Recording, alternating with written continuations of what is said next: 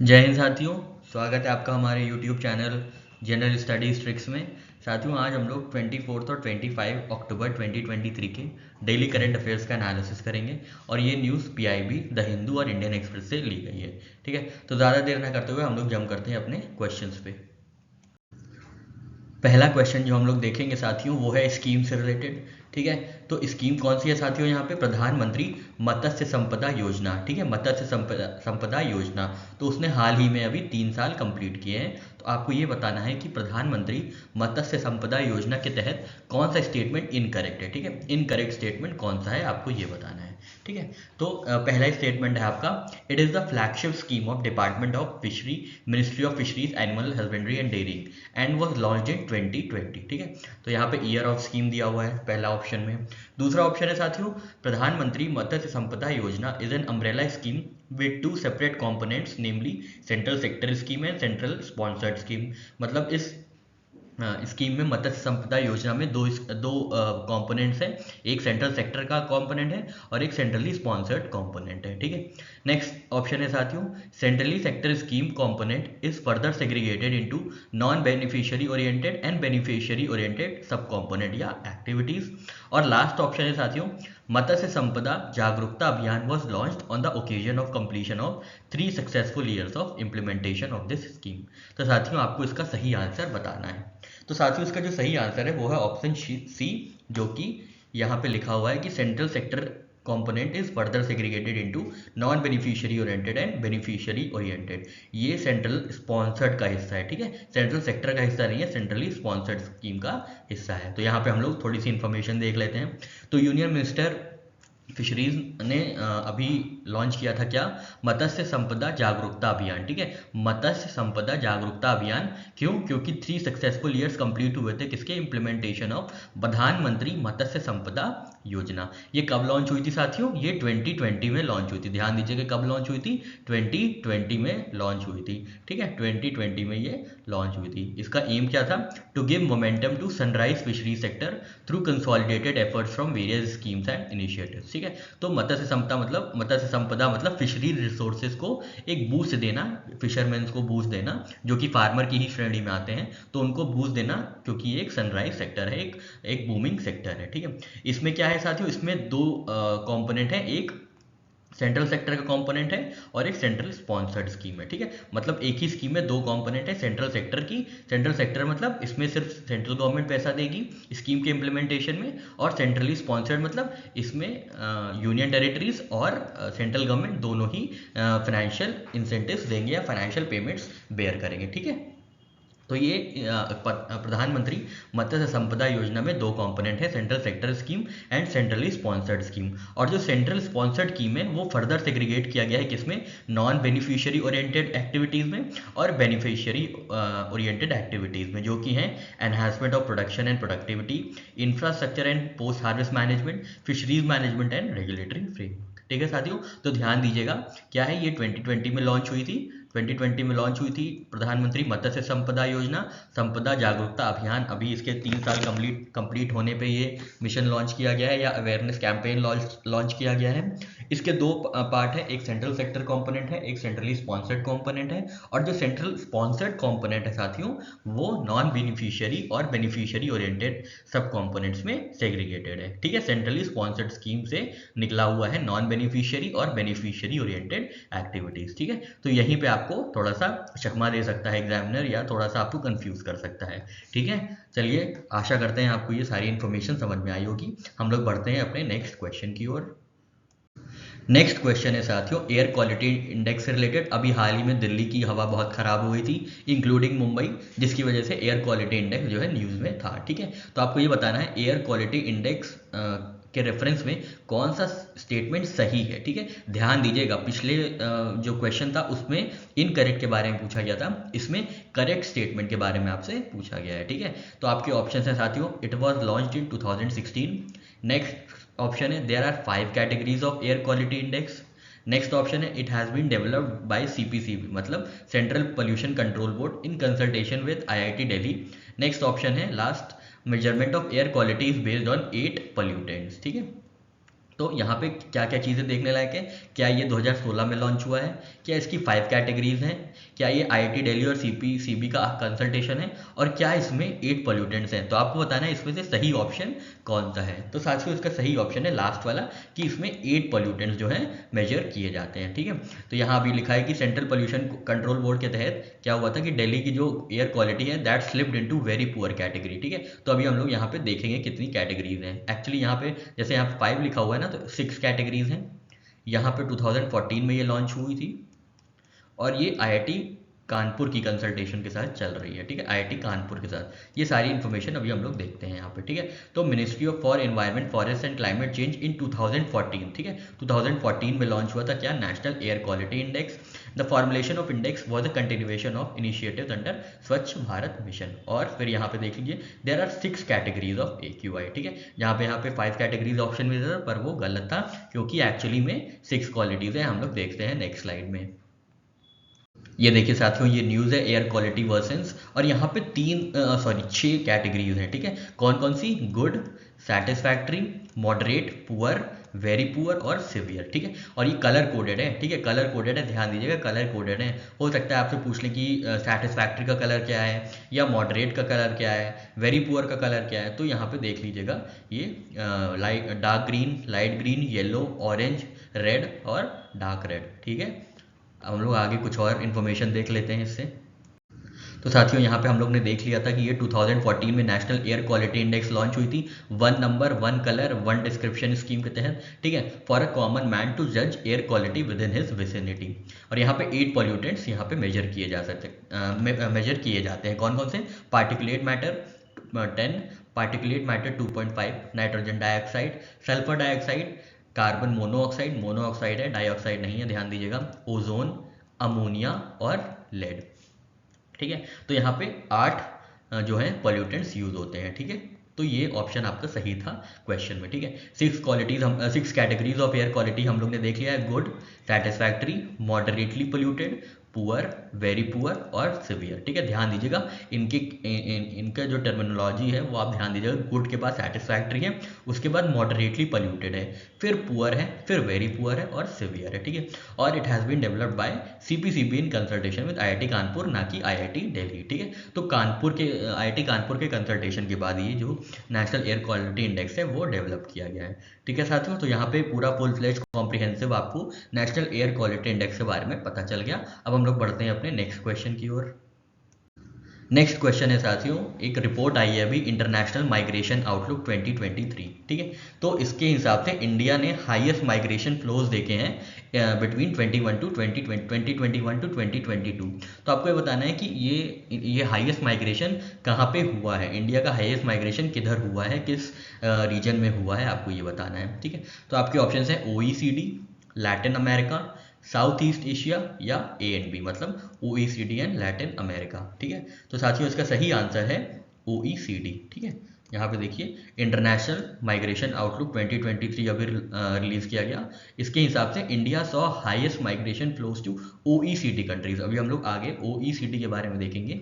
OECD countries in 2021 and 2022 according to international migration outlook release recently. ठीक है, तो India ने सबसे हाईएस्ट माइग्रेशन OECD में देखा है। ठीक है, किसको रिप्लेस किया है, ऑब्वियसली चाइना को रिप्लेस किया है as the main country of origin of new migrants to OECD countries in 2020। ठीक है, in 2021 for the second consecutive year India with 0.41 million new migrants was the top country of origin. India was followed by China, फिर Romania. ठीक है, तो ध्यान दीजिएगा OECD countries में जो है इंडिया के हाईएस्ट माइग्रेंट्स हैं। ठीक है, चलिए आगे बढ़ते हैं और OECD के बारे में भी देख लेते हैं, ताकि हम लोग करंट से स्टैटिक को जोड़ के पूरी कॉम्प्रिहेंसिव नॉलेज गेन कर सकें। ठीक है, चलिए ये देखिए यहाँ पे OECD के बारे में कुछ इन्फॉर्मेशन है।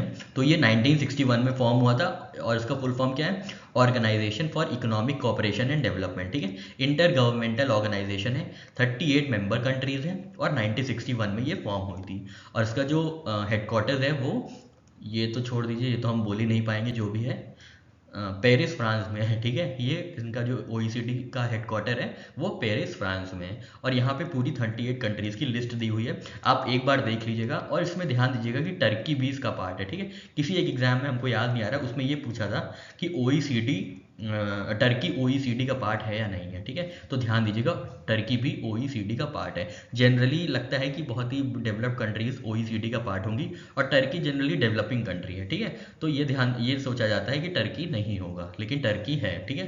टर्की OECD का पार्ट है, ठीक है साथियों। चलिए आगे बढ़ते हैं अब। नेक्स्ट क्वेश्चन है साथियों, what is the campaign of international lead poisoning, ठीक है। International lead poisoning prevention week का कैंपेन क्या है, आपको ये बताना है। तो आपके ऑप्शंस हैं way out for lead poisoning, end childhood lead poisoning, paint and lead poisoning, keep calm and paint, ठीक है। तो ये 4 ऑप्शंस है, तो इसमें सही आंसर है end childhood lead poisoning, childhood lead poisoning. यहाँ लेड वो LED वाला लेड नहीं है, ये जो केमिकल होता है लेड, उसकी बात हो रही है, ठीक है। PB, जिसका केमिकल फॉर्मूला है PB, ठीक है। तो in International Lead Poisoning Prevention Week is annually observed across globe on last week of October to raise awareness and harmful effects of lead poisoning, ठीक है। और इसकी कैंपेन क्या है, बस आपको इतना जानना है, end childhood lead poisoning, childhood lead poisoning, childhood lead poisoning, ठीक है साथियों। चलिए आगे बढ़ते हैं। नेक्स्ट क्वेश्चन है साथियों, which of the space startup has recently unveiled Vikram one with an expected space launch in early 2024, ठीक है। तो विक्रम-1 किसने अनवील किया है, किस स्पेस स्टार्टअप ने अनवील किया है, आपको ये बताना है। आपके ऑप्शन है अंतरिक्ष, अग्निकुल, गगनमित्र या स्काई रूट, ठीक है। तो साथियों इसका सही आंसर है स्काई रूट, ठीक है। स्काई रूट इसका सही आंसर है। ये विक्रम-1 जो है वो रॉकेट है, ठीक है। विक्रम-1 रॉकेट है और हैदराबाद बेस्ड स्टार्टअप ने जिनका नाम है Skyroot Aerospace has recently unveiled Vikram one with an expected space launch in early 2024। Vikram के बारे में कुछ चीज़ें जान लेते हैं। ये मल्टी स्टेज लॉन्च व्हीकल है, कार्बन फाइबर है, पेलोड है 300 kg का और जाएगा कहाँ, लो अर्थ ऑर्बिट में, ठीक है। इसके बारे में, और इनका जो नाम रखा गया है वो विक्रम साराभाई के नाम से रखा गया है, जो कि father of Indian space programme के नाम से जाने जाते हैं, ठीक है साथियों। आशा करते हैं आपको ये सारी इन्फॉर्मेशन समझ में आई होगी। और स्काई रूट जो है उसने विक्रम-1 का अनवील किया है, किसने, स्काई रूट ने, ठीक है। तो अगर आप जानते होंगे विक्रम जो होता है ना, विक्रम वो एक टेम्पो होती है, ठीक है। विक्रम जो हम मतलब हमारे यहाँ विक्रम चलती है टेम्पो, तो याद रखिएगा विक्रम जो है स्काई तक, मतलब टेम्पो जो है स्काई तक ले जाएगी, ठीक है। आसमान तक ले जाएगी, विक्रम चलती है, टेम्पो चलती है, ठीक है। जो पहले टेम्पो चलती थी अभी भी चलती होगी विक्रम, तो विक्रम याद रखिएगा स्काई तक ले जाएगी, ठीक है। ऐसे आप लिंक कर सकते हैं, ठीक है साथियों। आशा करते हैं छोटा सा हैक आपको समझ में आ गया होगा। चलिए आगे बढ़ते हैं। नेक्स्ट क्वेश्चन है साथियों, India's 5F vision is related with which of the following sector. तो इंडिया का जो 5F विजन है वो किससे रिलेटेड है, आपको ये बताना है। आपके ऑप्शन है food security, financial literacy, hygiene या टेक्सटाइल। तो साथियों इसका सही आंसर है टेक्सटाइल, ठीक है। ये मत समझिएगा कि F से है तो फूड सिक्योरिटी होगा या फाइनेंशियल लिटरेसी होगा, ये सब गलत है, ठीक है। क्या सही है साथियों, टेक्सटाइल, ठीक है। क्यों, क्योंकि अभी इंडिया में भारत टेक्स 2024 होने वाला है, जो कि टेक्सटाइल का सबसे बड़ा फेस्टिवल होगा, ठीक है। और ये 26 फरवरी से 29 फरवरी 2024 को होस्ट किया जाएगा, ठीक है। It will represent India's 5F vision, that is farm to fibre to factory to fashion, ठीक है। तो ये 5F विजन है इंडिया का। ध्यान दीजिएगा 5F विजन किसका है साथियों, टेक्सटाइल का है, ठीक है। किसका है साथियों, टेक्सटाइल का है 5F विजन, ठीक है। आशा करते हैं आपको ये सारी चीज़ें क्लियर हुई होंगी। चलिए बढ़ते हैं अपने नेक्स्ट क्वेश्चन की ओर। नेक्स्ट क्वेश्चन है साथियों, government of Tamil Nadu was honoured with 2023 United Nations promotion award for excellence in scaling up energy transition investments, ठीक है। In scaling up energy transition investments during 8th world investment forum, who organised this world investment forum, ठीक है। तो देखिए question में ही आपको 2-3 चीज़ें याद रखनी है कि गवर्नमेंट ऑफ तमिलनाडु को किसके लिए मिला है, scaling up for energy transition investments, ठीक है। एनर्जी ट्रांजिशन इन्वेस्टमेंट्स के लिए जो है तमिलनाडु को अवार्ड मिला है, ठीक है। तमिलनाडु को किस चीज़ के लिए अवार्ड मिला है, ट्रांजिशंस के लिए मिला है, ठीक है। ट्रांजिशंस किसके लिए, एनर्जी ट्रांजिशंस इन्वेस्टमेंट के लिए, ठीक है। आपको ये बताना है कि ये जो इन्वेस्टमेंट फोरम है वो किन्होंने ऑर्गेनाइज किया था, किस यूनाइटेड नेशंस एजेंसी ने ऑर्गेनाइज किया था। तो आपके ऑप्शन है UNMEGA, मतलब United Nations multilateral investment guarantee agency, या यूनाइटेड नेशंस डेवलपमेंट प्रोग्राम, या United Nations international finance corporation, या United Nations conference on trade and development मतलब अंगटाड। तो साथियों इसका सही आंसर है अंगटाड, ठीक है। तो अंगटाड ने ये 8th world investment forum organise किया था, जिसमें गवर्नमेंट ऑफ तमिलनाडु को किसके लिए नवाजा गया था, scaling up energy transition investment, ठीक है। तो ध्यान दीजिएगा, टी से तमिलनाडु और टी से ट्रांजिशन, ठीक है। भूल के भी तेलंगाना या त्रिपुरा मत मार के आइएगा, ठीक है। इसका जो है वो तमिलनाडु का है, टी से तमिलनाडु है और टी से ही ट्रांजिशन है, ठीक है। ध्यान दीजिएगा, ये तमिलनाडु की यहाँ बात हो रही है। तो गवर्नमेंट ऑफ तमिलनाडु को मिला है क्या, promotion award for excellence in scaling of energy transition investment during 8th world investment forum. World investment forum क्या है, ये बाईइनियल फोरम है, ठीक है, बाईइनियल फोरम है, और ये 2008 से मतलब रेगुलरली होस्ट किया जा रहा है, ठीक है। और ये कहाँ हुआ था इस बार, ये अबू धाबी यूएई में हुआ था, ठीक है। कहाँ हुआ था साथियों, यूएई में हुआ था, ठीक है। तो ध्यान दीजिएगा कि यूनाइटेड नेशंस का जो प्रमोशन अवार्ड फॉर एक्सीलेंस मिला है वो तमिलनाडु को मिला है, ठीक है।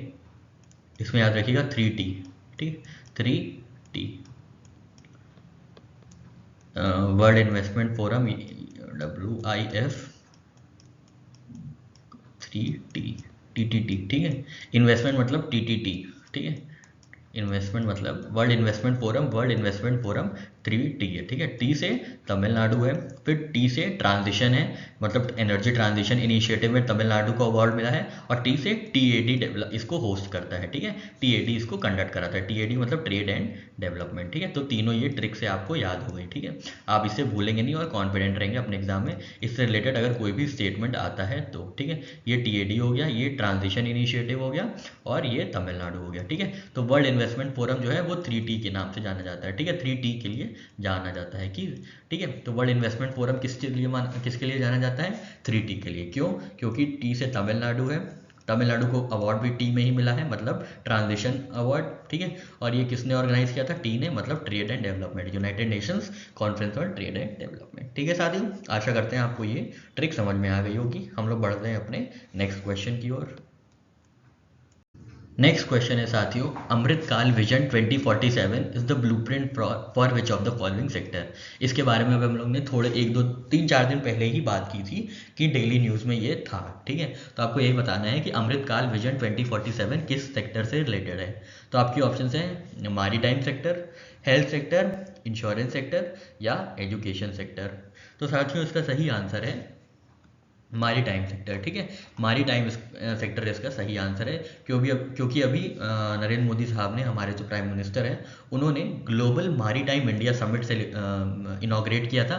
कहाँ पे, मुंबई में। इसकी ट्रिक हम लोग ने 2-3 दिन पहले ही याद की थी, ठीक है। नहीं देखा है आपने तो 2-3 दिन पहले वाले जो डेली करेंट अफेयर्स की वीडियो है वो देखिएगा। इससे आपका रिविजन भी होगा, आपको ट्रिक भी पता चलेगी, और जो भी नए करेंट अफेयर्स इंक्लूड हुए हैं वो भी आपको पता चलेंगे, ठीक है। तो इसमें कॉन्टिन्यूटी बनाए रखिएगा। यहाँ पे क्या हुआ था, तो यहाँ पे प्रधानमंत्री साहब ने अनवील किया था Amrit Kaal vision 2047 blueprint for India maritime blue economy, ठीक है। इंडिया मैरीटाइम ब्लू इकोनॉमी के लिए ये यहाँ पे अमृतकाल विजन 2047 जो है अनवील किया गया था, ठीक है साथियों। आशा करते हैं आपको ये समझ में आया होगा, ठीक है साथियों। चलिए आगे बढ़ते हैं हम लोग। नेक्स्ट क्वेश्चन है साथियों, how much money government is planning to allocate to Pradhan Mantri Fasal बीमा योजना। तो प्रधानमंत्री फसल बीमा योजना में सरकार ने कितना अधिक आवंटन करने का निर्णय लिया है, आपको ये बताना है, ठीक है। तो आपके ऑप्शन हैं 30,000 करोड़, 50,000 करोड़, 10,000 करोड़ या 80,000 करोड़, ठीक है। ये 80,000 करोड़ है। तो साथियों इसका सही आंसर जो है वो है 30,000 करोड़, ठीक है। तो प्रधानमंत्री फसल बीमा योजना के अंतर्गत 30,000 करोड़ का आवंटन और किया जाएगा, और इसका ऑब्जेक्टिव क्या होगा। अभी तक क्या होता है कि प्रधानमंत्री फसल बीमा योजना जो है वो सिर्फ क्रॉप को इंश्योर करती है, ठीक है, क्रॉप का इंश्योरेंस होता है उसमें। पर अब इसको एक्सपैंड किया जाएगा, इस बास्केट को एक्सपैंड किया जाएगा, और उसमें इंक्लूड होंगे agricultural assets, ponds, tractors, livestock and even palm trees, ठीक है। तो पाम ट्रीज का भी इंश्योरेंस होगा, लाइव स्टॉक का इंश्योरेंस होगा, ट्रैक्टर्स का इंश्योरेंस होगा, पॉन्ड्स का इंश्योरेंस होगा। पॉन्ड्स का इंश्योरेंस कैसे होगा, मान लीजिए किसी वर्ष बारिश नहीं हुई, एल नीनो आ गया, मतलब बारिश कम हुई, सूखा पड़ गया, तो पॉन्ड्स का जो इंश्योरेंस का मनी है वो क्या है, यूज़ किया जाएगा फार्मर्स के बेनिफिट के लिए, ठीक है। तो आशा करते हैं आपको यहाँ पे सारी चीज़ें क्लियर हुई होंगी। अब हम लोग आगे देखते हैं, प्रधानमंत्री फसल बीमा योजना का कुछ बैकग्राउंड देख लेते हैं, ठीक है। और ध्यान दीजिएगा 30,000 करोड़ जो है यूज़ होगा, ठीक है। तो कैसे याद रखेंगे, यहाँ पे देखिए प्रधानमंत्री तो आप हटा दीजिए, फसल बीमा और योजना, यहाँ पे 3 लेटर है ना, 3 वर्ड है, फसल बीमा योजना, ठीक है। तो याद रखिएगा, पर जो भी एवंटन है वो 3 से शुरू होगा, ठीक है। 30,000 करोड़, ठीक है। ये हम जैसे कमज़ोर बच्चों के लिए है, वैसे आप लोग तेज हैं, आप लोग ऐसे ही याद कर लेंगे, लेकिन हम जैसे कमज़ोर बच्चों के लिए ये होता है, हम लोग ऐसे ही जुगाड़ लगा के अपना काम बनाते हैं, ठीक है। तो ऐसे देखा हमने कि इसमें 3 लेटर हैं, सॉरी 3 वर्ड्स है ना, फसल बीमा योजना। तो हमने दिमाग लगा लिया कि जो भी एलोकेशन होगा वो 3 से शुरू होगा, तो 30,000 करोड़, ठीक है साथियों।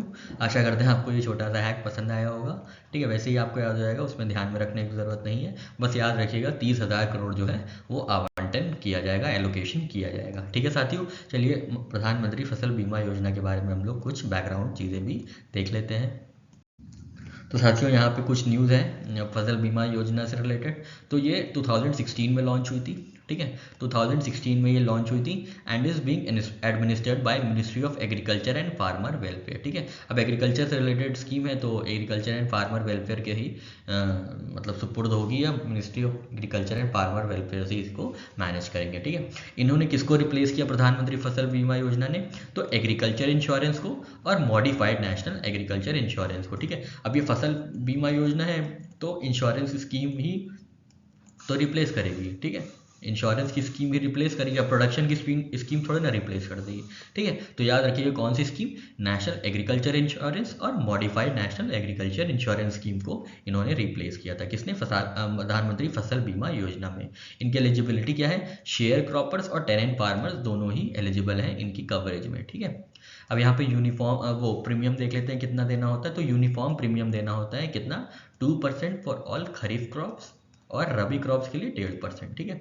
रबी के लिए 1.5%, खरीफ के लिए 3%, और हॉर्टिकल्चर और कमर्शियल क्रॉप्स के लिए आपको 5% देना होता है, ठीक है। तो ये रेट है, ध्यान दीजिएगा, खरीफ 2%, रबी 1.5%, हॉर्टिकल्चर क्रॉप्स 5%, ठीक है।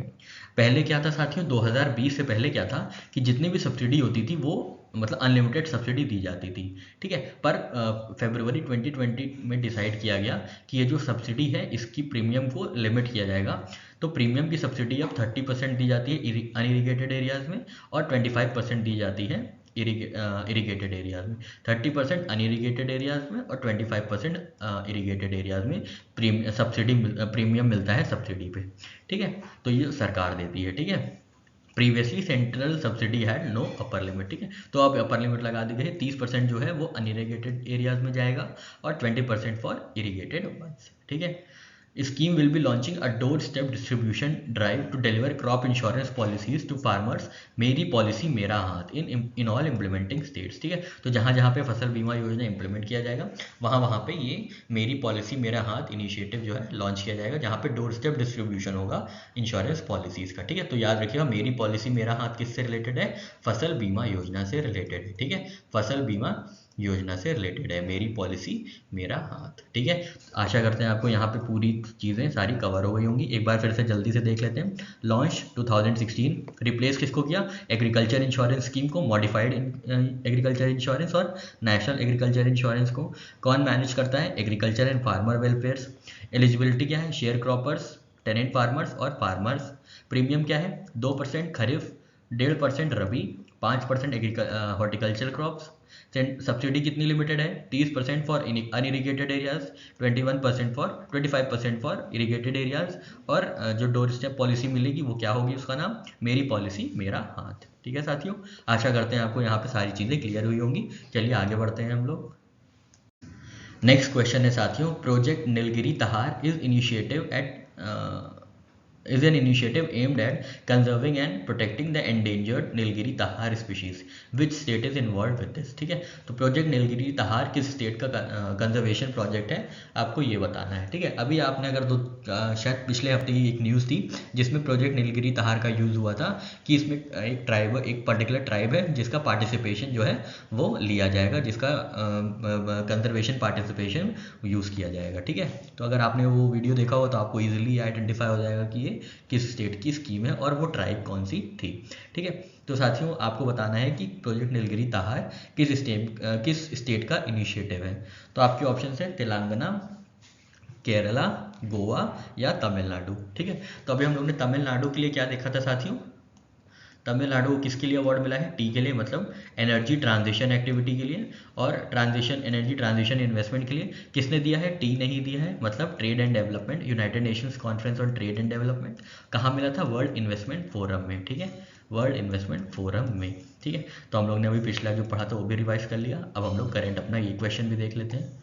तो साथियों इसका सही आंसर है, इसका भी सही आंसर तमिलनाडु ही है। ठीक है, तो तमिलनाडु जो है, नीलगिरी ताहार जो है वो स्टेट एनिमल है तमिलनाडु का। ठीक है, ध्यान दीजिएगा। ठीक है, तो तमिलनाडु के चीफ मिनिस्टर साहब हैं एम के स्टालिन साहब, जिन्होंने लॉन्च किया है प्रोजेक्ट नीलगिरी ताहार, an initiative aimed at conserving and protecting endangered Nilgiri ताहार स्पीशीज। ठीक है, और जो इसके लिए ट्राइब का यूज़ किया जाएगा, जो ट्राइब कंजर्वेशन में पार्टिसिपेशन देगी अपना, वो होगी मुथुवन ट्राइब। ठीक है, मुथुवन ट्राइब। अभी हम लोग ने पिछले हफ्ते की एक न्यूज़ थी, यही न्यूज़ थी कि किस ट्राइब का पार्टिसिपेशन होगा नीलगिरी ताहार कंजर्वेशन में, तो मुथुवन ट्राइब हम लोग ने पढ़ा था। ठीक है साथियों, उसमें हम लोग ने पूरा एक ट्रिक बनाई थी कि तमिलनाडु कैसे ताहार से रिलेटेड है और मुथुवन ट्राइब कैसे रिलेटेड है। ठीक है साथियों, नहीं देखा है तो पुराने सारे वीडियोस देख लीजिए, कहीं ना कहीं आपको मिल जाएगा। ठीक है साथियों, चलिए आगे बढ़ते हैं। नेक्स्ट क्वेश्चन है साथियों, exercise Harimau Shakti is 2 week Indo Malaysian joint military exercise between Indian army and Malaysian army, where was it held recently. ठीक है, तो एक्सरसाइज हरिमऊ शक्ति आपको बताना है कि कहाँ हुई है। ठीक है, पहले तो आप ये ध्यान दीजिएगा किसके किसके बीच की है, ये आर्मी के बीच की एक्सरसाइज है और इंडियन आर्मी और मलेशियन आर्मी की है। ठीक है, तो इसके लिए जब से हमने वीडियो बनाना शुरू किया है पिछले साल अक्टूबर से, तब से बता रहे हैं कि हरी माला आप याद रखिएगा। ठीक है, हरी माला। ठीक है, हरी माला कौन से कलर की माला है साथियों, हरी माला। ठीक है, हरी माला से क्या होता है, हरी से हरिमऊ शक्ति और माला से मलेशिया। ठीक है, तो ऐसे करके दोनों लिंक करके ट्रिक बना के हम लोग इसमें याद रखते हैं कि जो हरिमऊ शक्ति है वो मलेशियन आर्मी के साथ इंडियन आर्मी की एक्सरसाइज है। ठीक है, तो ये याद रखिएगा, क्या याद रखना है हम लोग को साथियों, हरी माला। ठीक है, हरी माला। तो अब आपको ये बताना है जो हरिमऊ शक्ति हुई है इंडियन आर्मी और मलेशियन आर्मी के बीच, ये एक्सरसाइज कहाँ पे कंडक्ट की गई थी। आपके ऑप्शन हैं केरला, नागालैंड, मेघालय या त्रिपुरा। ठीक है, तो साथियों इसका सही आंसर है मेघालय। ठीक है, मेघालय। तो अभी रिसेंटली ये 2 वीक की Indo Malaysian joint military exercise हुई थी, कहाँ पे, Ri Bhoi district of north eastern state of Meghalaya. ठीक है, तो मेघालय में ये एक्सरसाइज हो रही है। ठीक है, कैसे याद रखेंगे, हरी माला। हरी माला देखिए कांस्टेंट है, जब तक आप तैयारी करते रहेंगे तब तक आपको ये याद रखना है, हरी माला, हरी माला, और याद रखेंगे लाया। ठीक है, लाया, हरी माला क्या किया, लाया। लाया से याद रखेंगे मेघ लाया। ठीक है, मेघ लाया, लास्ट में लाया है ना, ऐसे ही जोड़ देंगे हम लोग। ठीक है, मेघ लाया। ठीक है, आशा करते हैं आपको ये ट्रिक समझ में आई होगी। एक बार फिर से देख लेते हैं, हरी माला, ये तो आपको याद ही रखना है। ठीक है, हरी माला क्या किया, लाया। लाया मतलब मेघ लाया, तो कहाँ हो रही है, मेघालय में हो रही है, मेघालय में हो रही है। ठीक है साथियों, ये एक्सरसाइज कहाँ हो रही है, मेघालय में हो रही है, मेघालय में हो रही है। ठीक है साथियों, चलिए आगे बढ़ते हैं। आशा करते हैं आपको ये ट्रिक समझ में आई होगी। चलिए नेक्स्ट क्वेश्चन अपना देखते हैं। नेक्स्ट क्वेश्चन है साथियों, इंपॉर्टेंट क्वेश्चन है। आरबीआई ने इंट्रोड्यूस किया है अपना सेकेंड एडिशन का, किसका, ग्लोबल हैकाथॉन का सेकेंड एडिशन, जिसका नाम है हार्बिंगर 2023 ट्रांसफॉर्मेशन फॉर इनोवेशन। ठीक है, तो सबसे पहली बात है कि हार्बिंगर 2023 किसका हैकाथॉन है, तो रिजर्व बैंक ऑफ इंडिया का हैकाथॉन है। ठीक है, तो आपको ये बताना है इसकी थीम क्या है, इस बार की सेकेंड एडिशन की थीम क्या है। आपके ऑप्शन है authenticity and identification, next option है financial literacy modules, third option है safe and secure digital products, last option है इंक्लूसिव डिजिटल सर्विसेज। तो साथियों इसका सही आंसर है इंक्लूसिव डिजिटल सर्विसेज। ठीक है, तो रिजर्व बैंक ऑफ इंडिया ने इंट्रोड्यूस किया है क्या, second edition of global hackathon harbinger. ठीक है, हार्बिंगर जो है किसका ग्लोबल हैकाथॉन है, तो ये रिजर्व बैंक ऑफ इंडिया का है। ध्यान दीजिएगा, रिजर्व बैंक ऑफ इंडिया का है क्या, हार्बिंगर। ठीक है, इनोवेशन फॉर ट्रांसफॉर्मेशन। तो इसकी थीम क्या है, इसकी थीम है साथियों इंक्लूसिव डिजिटल सर्विसेज। ठीक है, इंक्लूसिव डिजिटल सर्विसेज। यहाँ पे पहली बार इवेंट जो हुआ था वो 14 Feb 2023 को वैलेंटाइन डे के दिन हुआ था। ठीक है, इसमें कई कंट्रीज ने पार्टिसिपेट किया था, ऑस्ट्रेलिया, कनाडा, जर्मनी, ये सब नहीं याद रखना है, और ये विनर्स थे ये भी नहीं याद रखना है, ठीक है। तो बस आपको याद रखना है कि इसकी थीम क्या थी, इंक्लूसिव डिजिटल सर्विसेज, ठीक है, इंक्लूसिव डिजिटल सर्विसेज, किसकी, हार्बिंगर 2023 इनोवेशन एंड ट्रांसफॉर्मेशन की, ठीक है। तो ये आरबीआई का क्या है, सेकेंड ग्लोबल हैकाथॉन एडिशन है, ठीक है साथियों, ध्यान दीजिएगा क्या स्कीम है, क्या थीम है, इंक्लूसिव डिजिटल सर्विसेज, ठीक है।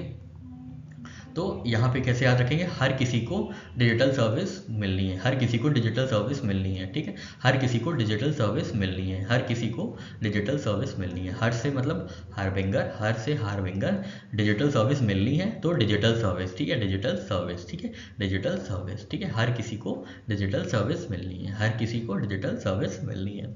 आशा करते हैं आपको ये ट्रिक समझ में आई होगी। चलिए आगे बढ़ते हैं साथियों।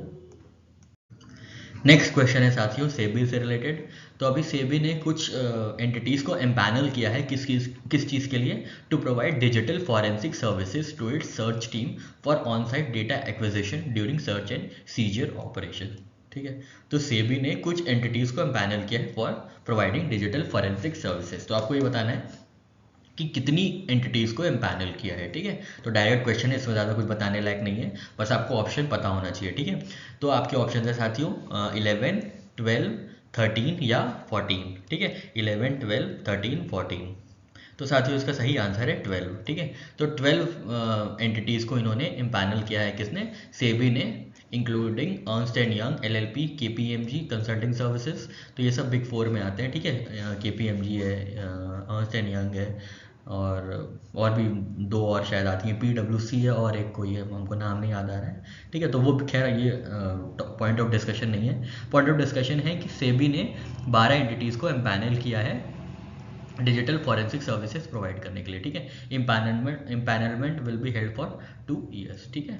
तो 2 ईयर्स के लिए ये एम्पैनलमेंट चलेगा, वैलिड होगा, ठीक है। तो ध्यान दीजिएगा ये 12 एंटिटीज़ को सेबी ने एम्पैनल किया है, ठीक है। तो कैसे याद रखेंगे, बार बार डिजिटल फॉरेंसिक सर्विस देनी पड़ेगी ना, बार बार डिजिटल फॉरेंसिक सर्विस, डिजिटल, थोड़ी राइटिंग बेकार है मेरी, आप जानते ही हैं अगर इतने दिन से वीडियो देख रहे हैं तो बार बार डिजिटल फॉरेंसिक सर्विस देनी पड़ेगी, ठीक है, डिजिटल फॉरेंसिक सर्विस देनी पड़ेगी, ठीक है। तो डिजिटल फॉरेंसिक क्या हो गया, डिजिटल फॉरेंसिक इनकी स्कीम मतलब सर्विस हो गई, और बार बार क्या हो गया, बार मतलब 12, ठीक है, 12 BARA। तो 12 एंटिटीज़ को इन्होंने एम्पैनल किया है, ठीक है। तो कैसे याद रखिए, बार बार जो है डिजिटल सर्विस देनी पड़ेगी, तो बार बार से मतलब 12, ठीक है, 12 कितनी एंटिटीज़ हैं, 12, ठीक है। आशा करते हैं साथियों आपको ये समझ में आया होगा। चलिए हम लोग आगे बढ़ते हैं, अपना नेक्स्ट क्वेश्चन लेते हैं साथियों। नेक्स्ट क्वेश्चन है कि किसने $175 मिलियन लोन इंडिया को दिया है for enhancing connectivity and resilience of Madhya Pradesh road network project, ठीक है। Madhya Pradesh road network project के लिए किसने $175 मिलियन का इंडिया को लोन प्रोवाइड किया है। तो आपके ऑप्शन है वर्ल्ड बैंक, सेकेंड ऑप्शन है Asian development bank, third option है साथियों Asian infrastructure investment bank, fourth option है न्यू डेवलपमेंट बैंक, ठीक है। तो साथियों इसका सही आंसर है एशियन डेवलपमेंट बैंक, ठीक है। तो एशियन डेवलपमेंट बैंक ने प्रोवाइड किया है कितना, $175 million loan for enhancing connectivity and resilience of Madhya Pradesh road network project, ठीक है। Project was initially propose by ADB इन सितंबर 2023, ठीक है। तो कैसे याद रखेंगे, रोड पे अदब से चलना है,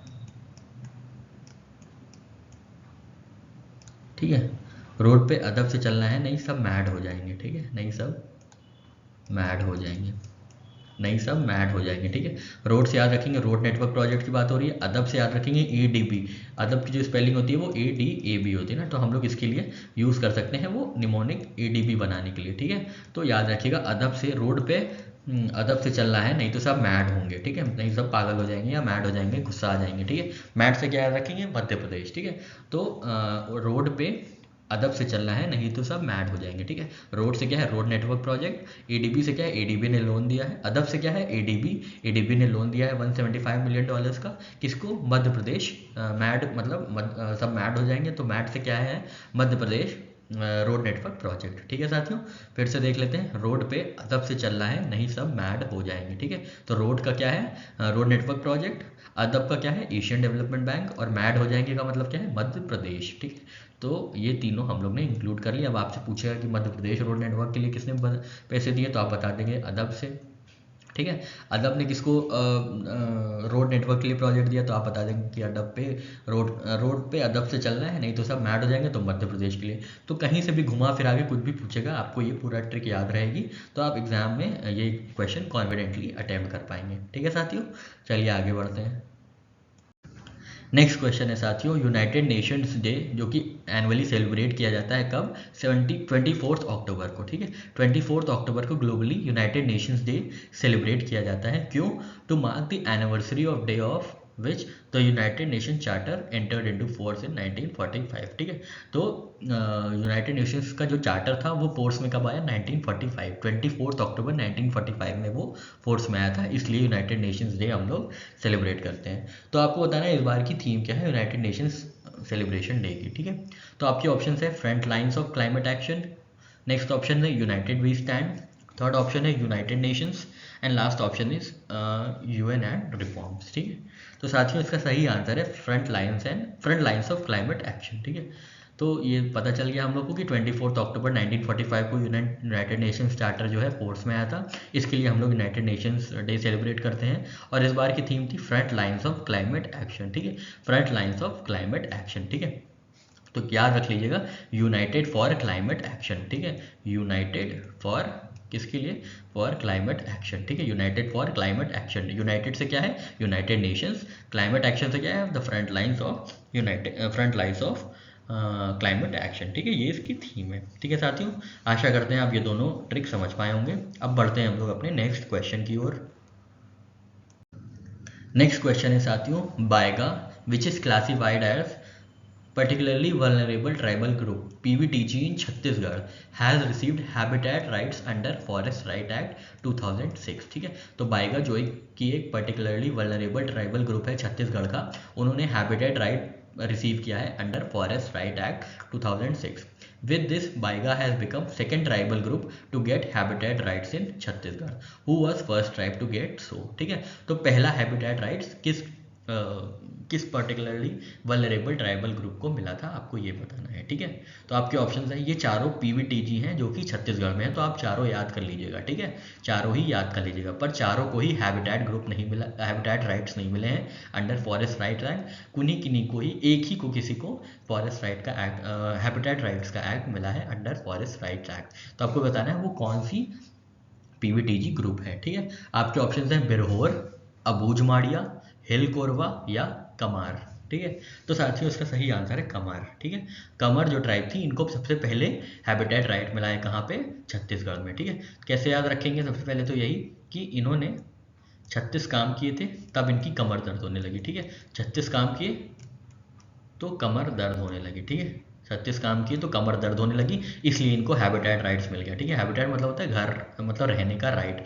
ये एक्चुअली क्या होता है, फॉरेस्ट राइट एक्ट बोलता है कि जितने भी जंगल हैं और उनके जंगल में जो ड्वेलर्स हैं, फॉरेस्ट ड्वेलर्स हैं, उनको राइट, हैबिटेट राइट्स, वहाँ रहने का राइट फॉरेस्ट राइट्स एक्ट के अंतर्गत ही मिलेगा। ठीक है, इसलिए फॉरेस्ट राइट्स एक्ट ये आया था, जिसको कहते हैं scheduled tribes and other traditional forest dwellers recognition of forest rights act 2006। ठीक, तो ये 2006 में आया था, जिसके अंतर्गत जो फॉरेस्ट ड्वेलर्स हैं और शेड्यूल्ड ट्राइब्स हैं उनको हैबिटेट राइट्स एलोकेट किए जा रहे थे फॉरेस्ट एरियाज में। ठीक है, तो छत्तीसगढ़ में क्या हुआ साथियों, पहले तो कमर को मिला, उसके बाद अब रिसेंटली बाइगा को भी मिल गया है। ठीक है, तो इसलिए ये न्यूज़ में था। वैसे भी ट्राइब से रिलेटेड या वल्नरेबल सेक्शन से रिलेटेड हमारे एग्जाम में स्टैटिक में या कोई भी वन लाइनर की तरीके से पूछ सकते हैं, या स्टेटमेंट बेस्ड किसी भी तरीके से पूछ सकते हैं। ठीक है, तो ध्यान दीजिएगा, सबसे पहले कमर को मिला है। कमर को क्यों मिला है, क्योंकि इन्होंने 36 काम किए थे, कमर दर्द होने लगी, इसलिए हैबिटेट राइट मिल गया। ठीक है, उसके बाद इन्होंने बैग उठाया। ठीक है, बैग उठाया फिर दर्द होने लगी। ठीक है, 36 काम की, उसमें 36 काम में क्या थे, उसमें काम था बैग उठाना। ठीक है, तो बैग से याद रखिएगा बाइगा। ठीक है, बैग से याद रखिएगा बाइगा। ठीक है, तो 36 बैग उठाए थे इन्होंने, तब इनकी कमर दर्द होने लगी और इसलिए हैबिटेट राइट्स मिल गए। ठीक है, 36 बैग उठाए, 36 मतलब छत्तीसगढ़, ये हम ट्रिक बता रहे हैं, ध्यान दीजिएगा। 36 बैग उठाए, 36 मतलब छत्तीसगढ़, बैग उठाए मतलब बाइगा ट्राइब, इसलिए कमर दर्द होने लगी, again particularly vulnerable tribal group, इसलिए उनको घर मिला अपनी कमर सीधी करने के लिए, कमर ठीक करने के लिए, ठीक है। मतलब हैबिटेट राइट्स मिला है, ठीक है, अंडर फॉरेस्ट राइट एक्ट 2006, ठीक है। एक बार फिर से देख लेते हैं। 36 बैग उठाए तो कमर दर्द होने लगी, इसलिए हैबिटेट राइट्स, ठीक है। 36 से क्या है साथियों, छत्तीसगढ़ की बात हो रही है। बैग से किसकी बात हो रही है, बाइगा, जो कि पर्टिकुलरली वल्नरेबल ट्राइबल ग्रुप है छत्तीसगढ़ का, जिनको अभी हैबिटेट राइट्स मिला है अंडर फॉरेस्ट राइट्स एक्ट 2006। और कमार जो है वो भी एक कमर भी एक पर्टिकुलरली वल्नरेबल ट्राइबल ग्रुप है छत्तीसगढ़ की, जिनको हैबिटेट राइट्स पहले मिल चुका है। तो सबसे पहले कमार को मिला था, उसके बाद अभी बाइगा को मिला है, ठीक है साथियों। आशा करते हैं आपको यहाँ पे सारी चीज़ें क्लियर हुई होंगी, सारी चीज़ें समझ में आई होंगी, ठीक है। फॉरेस्ट राइट्स एक्ट 2006 के अंतर्गत ये गतिविधियाँ हो रही हैं, ठीक है। सेकेंड ट्राइबल ग्रुप है after Kamar to get habitat right in Chhattisgarh, कौन सा, बाइगा, ठीक है। अब हम लोग पीवीटीजी के बारे में थोड़ी सी इन्फॉर्मेशन देख लेते हैं, ताकि ये अपनी इन्फॉर्मेशन जो है वो कंप्लीट हो जाए, ठीक है साथियों। चलिए आगे बढ़ते हैं। नेक्स्ट ये देखिए, यहाँ पे पीवीटीजीज के बारे में दिखा दिया गया है। तो ये मोर वल्नरेबल ग्रुप्स हैं अमंग ट्राइबल ग्रुप्स, ठीक है। तो देखिए यहाँ पे ये पूरा जो है, आपको डायग्राम से पता चल जाएगा, ये पूरी ट्राइब है, इसके अंदर स्केड्यूल ट्राइब है, और उनके भी अंदर पर्टिकुलरली वल्नरेबल ट्राइबल ग्रुप्स है, ठीक है। तो सब ग्रुप्स हैं विद इन ग्रुप, ठीक है, ठीक है साथियों। तो ये पर्टिकुलरली वल्नरेबल ट्राइबल ग्रुप जो है, ये पर्टिकुलरली वल्नरेबल है, इसलिए इनको नाम दिया गया है पर्टिकुलरली वल्नरेबल ट्राइबल ग्रुप। इनका जो एग्जिस्टेंस है वो 1975 में आया। ये मत सोचिएगा कि ये कॉन्स्टिट्यूशनली प्रोटेक्टेड है, ये कॉन्स्टिट्यूशनल में इनका कोई भी जिक्र नहीं है, ठीक है। तो 1975 में ट्राइब्स का जो एलियनेशन है या ट्राइब की जो एक्सप्लॉयटेशन है, उनको देखते हुए इनको नाम दिया गया था पर्टिकुलरली वल्नरेबल ट्राइबल ग्रुप्स, ठीक है। तो इन्होंने जब 1975 में पहली बार particularly vulnerable tribal group community आई थी या कैटेगरी आई थी, तब 52 ग्रुप थे, पर्टिकुलरली पीवीटीजी 52 पीवीटीजी थी। उसके बाद अब जो रिसेंटली 75 पीवीटीजीज हो चुकी हैं, ठीक है। 75 पीवीटीजीज हुई हैं, और ये कब हुई है, ये 1993 में हुई है, जब एडिशनल 23 ग्रुप्स को पीवीटीजी में ऐड किया गया था, ठीक है। तो अभी ये जो पीवीटीजीज हैं, ये 705 स्केड्यूल ट्राइब्स हैं, spread over 18 states and 1 union territory, ठीक है। तो ये क्वेश्चन एक्चुअली यूपीएससी में पूछा गया था कि ये इतनी ट्राइब्स है, मतलब एक स्टेटमेंट था उस क्वेश्चन का, 2021 या 2020 की बात है, ठीक है। तो वहाँ पे पूछा गया था कि एक स्टेटमेंट दिया गया था, उसमें ये दिया गया था there are 75 PVTGs in India. तो ध्यान दीजिएगा, ये क्वेश्चन, ये जो इन्फॉर्मेशन है, यूपीएससी लेवल तक की है, और पीसीएस में तो डेफिनेटली ही पूछी जाती है, और कभी कभी वनडे एग्जाम से भी पूछ लिया जाता है, ठीक है। तो ध्यान दीजिएगा, हम लोग को सारी चीज़ें कवर करके चलनी है, ठीक है। तो 75 पीवीटीजीज हैं, जो कि स्प्रेड ओवर है कितने, 18 स्टेट्स में और 1 यूनियन टेरिटरी में, ठीक है। अब इनका क्राइटेरिया क्या है, ऐसे तो किसी को नहीं पीवीटीजी दिया जाएगा, तो इनका ये क्राइटेरिया है कि they are from pre agriculture, they use pre agriculture level of technology, they have very low level of literacy, they suffer from economic backwardness, and they have declining or stagnant population, ठीक है। Accordingly 75 PVTGs have been identified in the country, ठीक है। तो इसको याद रखने के लिए ये याद रखिएगा, लीप, LEEP, ठीक है। लीप जो है पीवीटीजी के लिए याद रखिएगा, लो level of technology, economic backwardness, और एक हमने क्या मिस कर दिया, अच्छा LEAP, सॉरी, लीप, ये लीप, ठीक है, लीप LEA, रुकिए एक मिनट, इसको इरेज कर देते हैं, फिर से सही से होता रही यार, हाँ, ये इसके लिए ट्रिक है, LEAP, ठीक है।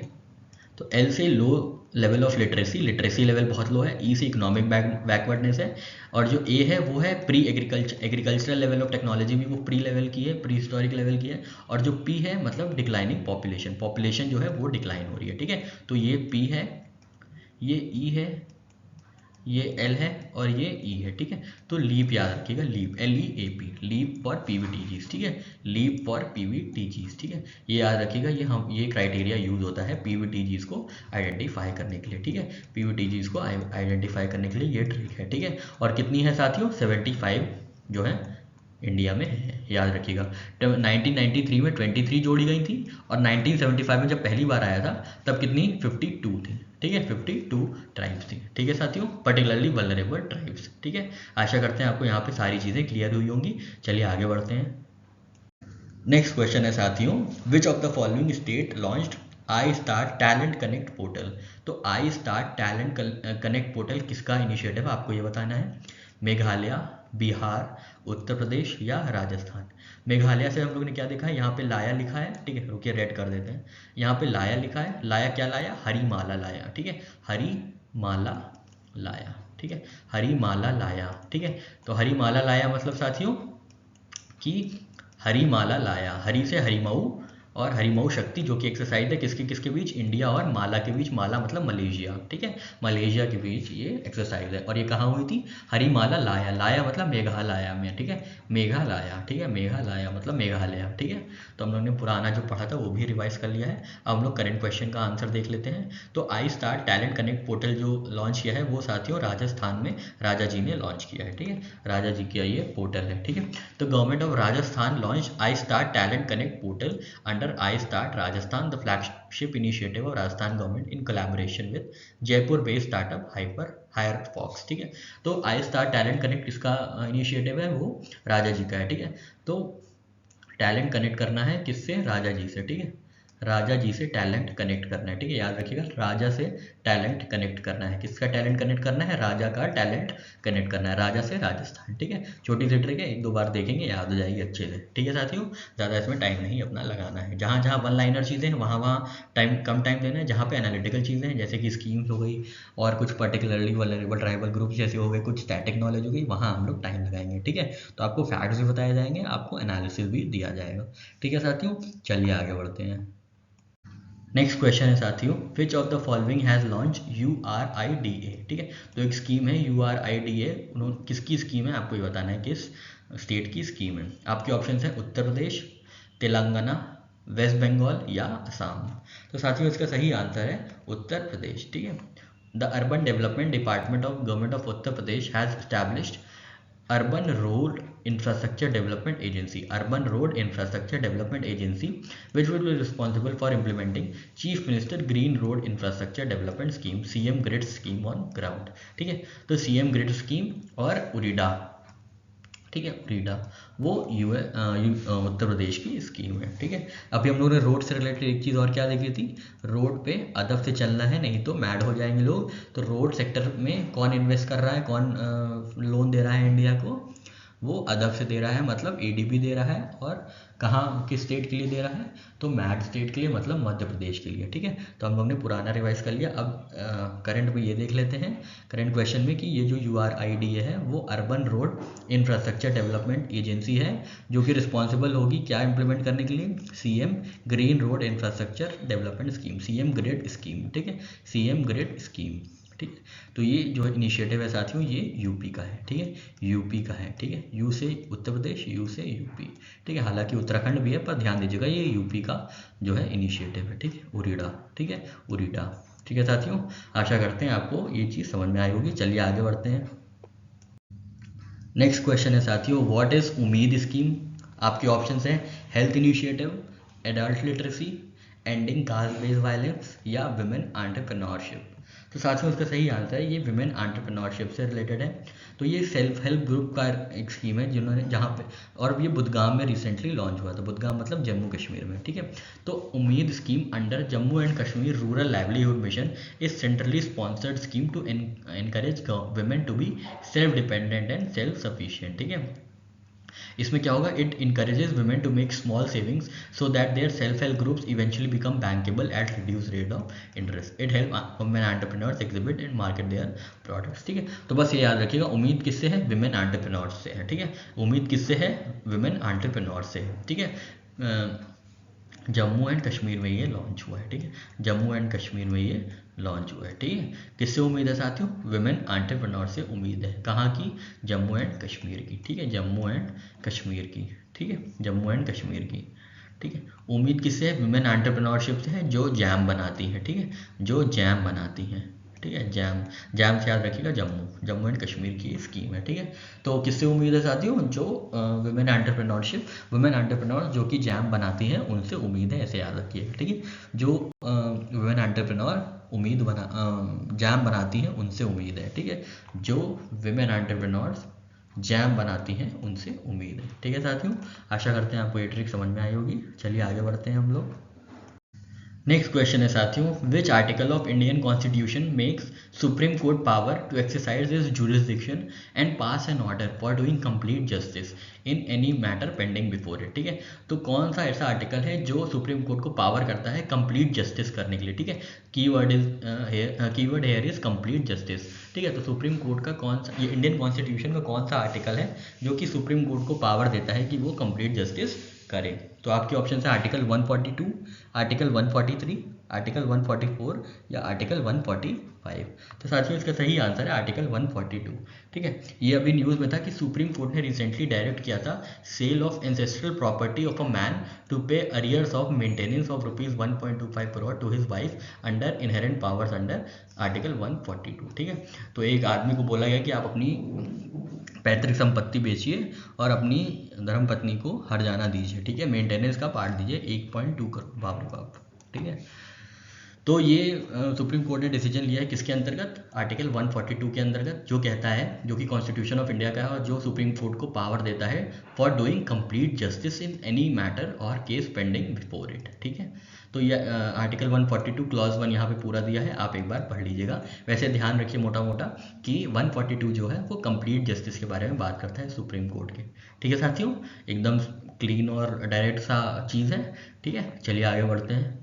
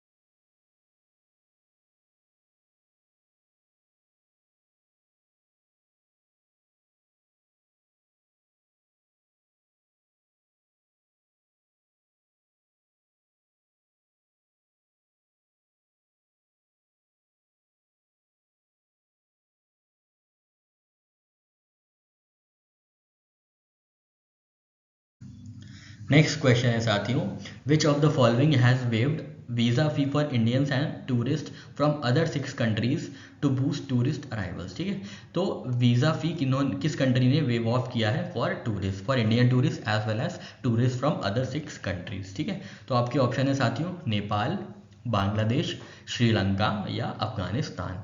तो साथियों आपका सही आंसर है जो है वो है श्रीलंका। ठीक है, तो Sri Lanka offers free visas to India to revive tourism. ठीक है, श्रीलंका ने ऑफर किया है free visa to revive tourism. ठीक है, तो याद रख लीजिएगा श्रीलंका है वो, उन्होंने वीज़ा फ़ी माफ़ कर दी है। ठीक है, वीज़ा फ़ी को वेव ऑफ कर दिया है। ठीक है साथियों, चलिए आगे बढ़ते हैं। नेक्स्ट क्वेश्चन है साथियों, which country is going to build world largest ghost particle detector. ठीक है, तो कौन सी ऐसी कंट्री है जो कि वर्ल्ड का लार्जेस्ट घोस्ट पार्टिकल डिटेक्टर बना रही है। आपके ऑप्शन है चाइना, जर्मनी, जापान या यूनाइटेड स्टेट्स। ठीक है, तो साथियों इसका सही आंसर चाइना होगा, वही ऐसे घोस्ट पार्टिकल टाइप चीज़ें काम करता है। ठीक है, वैसे घोस्ट पार्टिकल न्यूट्रिनोस को कहते हैं। ठीक है, हंसने वाली बात नहीं है। तो चाइना जो है वो बना रहा है world largest ghost particle detector. ठीक है, घोस्ट पार्टिकल डिटेक्टर जिसको कहते हैं न्यूट्रिनोस। ठीक है, जो घोस्ट पार्टिकल्स होते हैं उनको न्यूट्रिनोस कहते हैं। तो चाइना का जो ये नया टेलीस्कोप होगा ये कहाँ होगा, वेस्टर्न पैसिफिक ओशन में होगा और इसका नाम होगा ट्राइडेंट। ठीक है, ट्राइडेंट। ठीक है, तो ये कौन बनाएगा चाइना बनाएगा। इनका नाम क्या होगा, ट्राइडेंट। ठीक है, किसके लिए, घोस्ट पार्टिकल के न्यूट्रिनोस के लिए, ध्यान दीजिएगा। ठीक है, एकदम डायरेक्ट सा है, चाइना किस चीज़ के लिए, न्यूट्रिनोस के लिए। क्या नाम दिया जाएगा, ट्राइडेंट। ठीक है, तो CNT याद रख लीजिएगा ऐसे ही। ठीक है, CNT, चाइना, न्यूट्रिनोस और ट्राइडेंट। ठीक है, न्यूट्रिनोस मतलब घोस्ट पार्टिकल। ठीक है साथियों, आशा करते हैं आपको ये चीज़ें समझ में आई होंगी। चलिए बढ़ते हैं अपने नेक्स्ट क्वेश्चन की ओर। यहाँ पे कुछ न्यूट्रिनोज के बारे में बैकग्राउंड नॉलेज थी, आपको पढ़ना है तो पढ़ सकते हैं, नहीं तो अगर आप वनडे एग्जाम के लिए प्रिपेयर कर रहे हैं, अगर आप स्टेट पीसीएस के लिए प्रिपेयर कर रहे हैं तो बेसिकली आपको एक बार पढ़ लेना चाहिए, नहीं कर रहे हैं तो आप इसको स्किप कर सकते हैं, ठीक है। तो जो घोस्ट पार्टिकल्स होते हैं वो इलेक्ट्रॉन होते हैं, but they do not have any charge, ठीक है। ये आपसे स्टेटमेंट बेस्ड क्वेश्चन में पूछ सकता है, ठीक है। न्यूट्रिनोज पे कोई चार्ज नहीं होता है और हम लोग न्यूट्रिनोज से रोज रूबरू होते हैं, ठीक है। न्यूट्रिनोज हम लोग से पास हो रहे होते हैं, ठीक है। न्यूट्रिनोज में belong to particle family of particles known as leptons, ठीक है। तो न्यूट्रिनोज जो है वो लेप्टॉन्स फैमिली के पार्ट है और उनके पास उनका जो मास होता है बहुत कम होता है, ठीक है साथियों। तो इतनी 3 चीज़ें हैं, बस इतना याद रखिएगा। हम लोग बढ़ते हैं अपने नेक्स्ट क्वेश्चन की ओर। अब साथियों यहाँ पे एक ऑबिचुअरी है, आप जानते होंगे बिशन सिंह बेदी साहब हैं जो कि फाइन स्पिनर थे इंडियन टीम के, इंडियन क्रिकेटर, वो उनकी डेथ हो गई है एट द एज ऑफ 77, ठीक है। तो बस आप याद रखिएगा बिशन सिंह बेदी किससे रिलेटेड है साथियों, क्रिकेट से रिलेटेड है, ठीक है। जिनको नहीं पता है उनके लिए है, वैसे काफ़ी लोगों को पता होगा। बिशन सिंह बेदी साहब एक स्पिनर थे इंडियन क्रिकेट टीम के, ठीक है। तो ये क्रिकेटर थे, ठीक है, क्रिकेटर थे। ये किससे संबंधित है, ये क्रिकेट से संबंधित है, ठीक है। कैसे याद रखेंगे, बी से बिशन सिंह बेदी, बी से बिशन और उसके बाद बी के बाद आता है सी, तो क्रिकेट से संबंधित है, ठीक है। ये कैरम, सी से कैरम भी होता है, सी से और भी स्पोर्ट्स होते होंगे, ठीक है। पर यहाँ पे आपको रखना है कि ये क्रिकेट से संबंधित है, बिशन सिंह बेदी साहब, ठीक है। बहुत ही बेबाक और बहुत ही रूल बेस्ड इंसान थे, ठीक है। तो इनके बारे में अगर आपको पढ़ना है तो आप कहीं भी आर्टिकल जाके पढ़ सकते हैं। बेबाक इंसान थे और बहुत बेहतरीन स्पिनर थे, स्पेशली फर्स्ट क्लास में इनका बहुत ही उम्दा रिकॉर्ड था, ठीक है। तो बिशन सिंह बेदी साहब जो थे उनकी अभी डेथ हो गई है, ठीक है। चलिए आगे बढ़ते हैं साथियों। नेक्स्ट क्वेश्चन है साथियों, from which year Indian army will begin phase out of चीता चेतक हेलीकॉप्टर्स, ठीक है। अभी ये बोनस क्वेश्चन आपके लिए, अगर आपने करंट अफेयर फॉलो किया होगा, अभी 2-3 दिन पहले की न्यूज़ थी, हमने कवर की थी अपने वीडियो में, आपने नहीं देखा है तो प्लीज़ कंटिन्यूटी बनाए रखिए, देखिए, ठीक है। तो ये आपको बताना है कि चेतक और चीता जो हेलीकॉप्टर्स हैं इंडियन आर्मी के, उनको कब से फेज आउट करना शुरू करेगी इंडियन आर्मी, किस ईयर से। तो आपके ऑप्शन है 2027, 2028, 2029 या 2026। तो साथियों इसका सही आंसर है 2027, ठीक है। तो Indian army will begin phase out of Chetak helicopters from 2027 due to completion of their total technical life, ठीक है। और क्या इंडक्ट करेगी इनकी जगह, इंडिजिनस लाइट यूटिलिटी हेलीकॉप्टर्स, ये हम लोगों ने सारी बातें की थी, ठीक है। तो आर्मी जो है रिसीव करेगी लाइट यूटिलिटी हेलीकॉप्टर्स, कहाँ से, हिंदुस्तान एरोनॉटिक्स लिमिटेड थे, ठीक है। चेतक कब बने थे, 1962 में बने थे। 1962 में क्या है, साइनो इंडियन वॉर हुई थी, ठीक है, साइनो इंडियन वॉर हुई थी, ठीक है। तो चीता चेतक हेलीकॉप्टर्स जो हैं उनको 2027 तक फेज आउट करना शुरू करेगी इंडियन आर्मी, ठीक है साथियों। आशा करते हैं आपको यहाँ पे सारी चीज़ें क्लियर हुई होंगी। तो साथियों यहाँ पे हम लोग का ये सेशन समाप्त होता है, एंड होता है पूरा। आशा करते हैं आपको ट्रिक समझ में आई होगी, स्कीम्स जो भी पढ़ाई है समझ में आई होगी, जो एनालिटिकल चीज़ें थी, एनालिटिकल कंटेंट था वो समझ में आया होगा, फैक्चुअल कंटेंट भी समझ में आया होगा, ठीक है। तो आप लोग बस देखते रहिएगा आराम से और जल्दी से जल्दी सिलेक्शन पाइए, एंजॉय कीजिए लाइफ, ठीक है। लाइफ पढ़ने के लिए कम, एंजॉय करने के लिए ज़्यादा मिली है, पर आप समय से और खूब मेहनत से पढ़ लेंगे तभी आप लाइफ एंजॉय कर पाएंगे, ठीक है। तो साथियों यहाँ पे हम लोग का सेशन समाप्त होता है। खूब मेहनत करिएगा, अपना ख्याल रखिएगा, अपने मम्मी पापा का ख्याल रखिएगा। हम लोग कल मिलेंगे 26 अक्टूबर डेली करंट अफेयर्स एनालिसिस के साथ, ठीक है साथियों। तब तक के लिए जय हिंद, जय भारत।